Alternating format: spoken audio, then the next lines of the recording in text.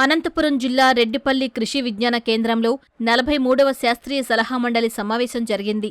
వ్యవసాయ అనుబంధ శాఖల అధికారులు, రైతులు ఈ కార్యక్రమంలో పాల్గొన్నారు. గత ఏడాది కేవీకే పరిశోధనా స్థానం నుంచి రైతులకు అందుతున్న పథకాలు, నూతనంగా చేపట్టే కార్యక్రమాలపై విస్తృతంగా చర్చించారు. కేంద్ర ప్రభుత్వం నుంచి ముఖ్యంగా 2 పథకాలు ఈ సంవత్సరం మనకి రాబోతున్నాయండి. ఒకటి మోడల్ ఆయిల్ సీడ్స్ విలేజ్ అంటే నూనె గింజల ఆదర్శ గ్రామ పథకము.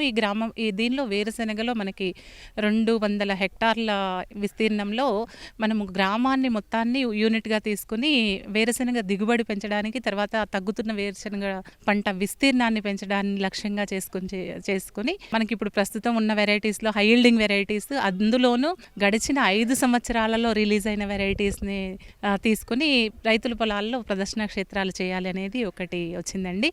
నెక్స్ట్ అదేవిధంగా నూనె గింజల పంటల తర్వాత ముఖ్యంగా అపరాల పంటలు, అపరాలలో కూడాను మనకి కంది, మినుము ఈ 2 పంటల్లో కూడాను మనకి ఏరియా తగ్గుతుంది, తర్వాత ఉత్పత్తి కూడా తక్కువగా ఉంది అన్న ఉద్దేశం కొద్దీ ఆదర్శ అపరాల గ్రామాలు అనే ఒక పథకం కూడా ఒక 200 హెక్టార్లలో చేయమని ఇవ్వడం జరిగింది. ఆల్రెడీ మనం కుసుమ వెళ్ళిపోయింది, సన్ఫ్లవర్ వెళ్ళిపోయింది, ఇప్పుడు వేరుశెనగ కూడా మనం పోగొట్టుకునే పరిస్థితిలో ఉన్నాము.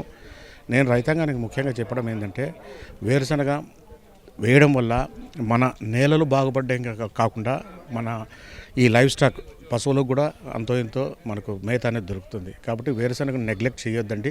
వేరుశెనగ క్రాప్ను ఎప్పుడే కానీ మానేయడానికి వీలు లేదు. ఈ ముఖ్యంగా ఏంటంటే ఈ వేరుశెనగలో మంచి దిగుబడి ఇచ్చే రకాలు అనేటివి కొంచెం తగ్గిపోయాయి.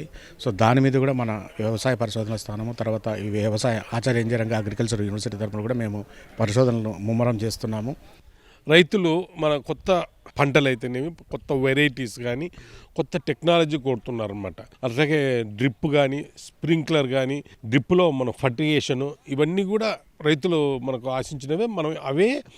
మనము రైతులకు కూడా అందజేస్తున్నాం అన్నమాట. వ్యవసాయంతో పాటు అనుబంధ రంగాలపైన దృష్టి సారిస్తే రైతులకు ఆదాయం మెరుగవుతుందంటూ అధికారులు వివరించారు. రైతులకు ప్రభుత్వం నుంచి అందుతున్న రాయితీ విత్తనాల ధరలపై పలు ఫిర్యాదులు వస్తున్నట్లు జిల్లా విత్తనాభివృద్ధి సంస్థ అధికారి స్పష్టం చేశారు. గత సంవత్సరంలో వీళ్ళ కేవీకే ద్వారా ఏమేం ట్రయల్స్ చేశారు అవన్నీ కూడా మనం చర్చించడం జరిగింది.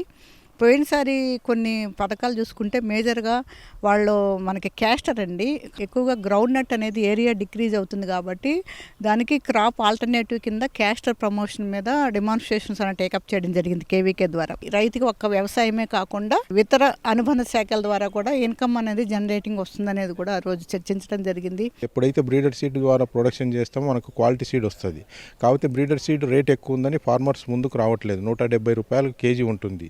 అదే ఇంతకుముందు ఒక 10 ఇయర్స్ బ్యాక్ దాన్ని సగానికి అంటే 50% సబ్సిడీ ఇచ్చేసి సెంట్రల్ గవర్నమెంట్ ద్వారా అది సబ్సిడీ ఇచ్చేవాళ్ళు. ఇప్పుడు అట్లా ఇవ్వట్లేదు. మనకు ఫార్మర్ అనేవాడు ఆ తీసుకున్న సీడును వేరే సీడ్ కలుపుకొని వేసుకొని అడ్మిక్చర్స్ వస్తున్నాయి. ప్యూర్ సీడ్ అనేది రావట్లేదు.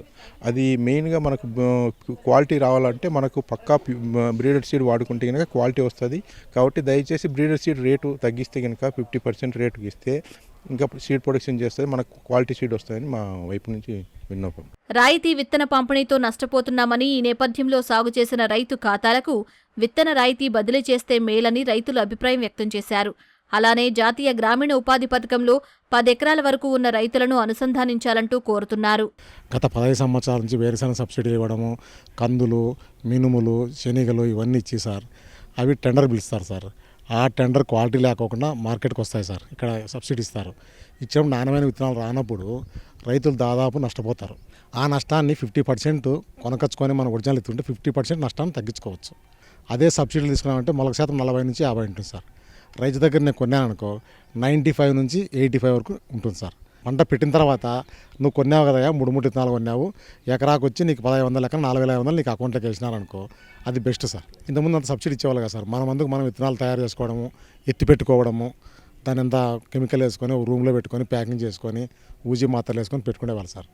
ఇప్పుడు అవన్నీ మన గవర్నమెంట్ వ్యవసాయ సలహాదారులంతా నేర్పించి సబ్సిడీ తాలు ఉన్న విత్తనాలు అమ్ముకొని ఎత్తకచ్చుకొని దరిద్రవంతో వేసుకొని ఆ దరిద్రంతో మళ్ళీ బాధపడుతున్నారు సార్. మనుషులు లేనిది వ్యవసాయం, చిన్న రైతులు వ్యవసాయం చేసుకోలేకపోతున్నారు. ఎంత మిషనరీస్ వచ్చినా కూడా మనుషులతో కంపల్సరీగా పని వస్తుంది. అందుకని ఈ ఎన్ఆర్జీఎస్ కింద, జాతీయ ఉపాధి హామీ పథకం కింద 5 ఎకరాలు లోపున్న రైతులకు ఉపయోగించుకోమని చెప్పారు. కానీ మా రైతుల విన్నపం ఏమంటే కూటమి ప్రభుత్వానికి అనంతపూర్ జిల్లాకు మాత్రం 10 ఎకరాలు ఉన్న రైతులు కూడా ఈ ఎన్ఆర్జీఎస్ జాతీయ ఉపాధి హామీ పథకం కింద తోడ్పాటు చేయాలని కోరుతున్నాము రైతులుగా. జిల్లాలో వేరుశెనగ సాగు విస్తీర్ణం తగ్గుతున్న పరిస్థితుల్లో మేలైన రకాల ఉత్పత్తికి పరిశోధనలు విస్తృతం చేసే దిశగా కార్యాచరణతో ముందుకెళుతున్నామని అధికారులు చెబుతున్నారు.